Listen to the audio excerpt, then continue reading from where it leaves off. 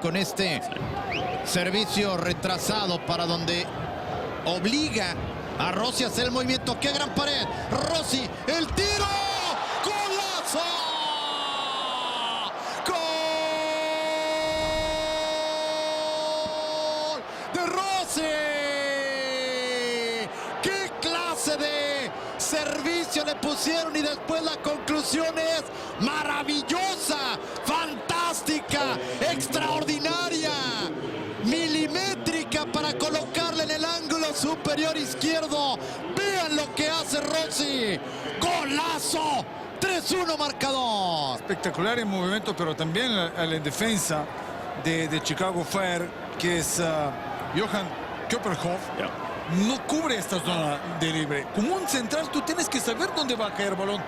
Además, tú ves en este atacante que entra ahí.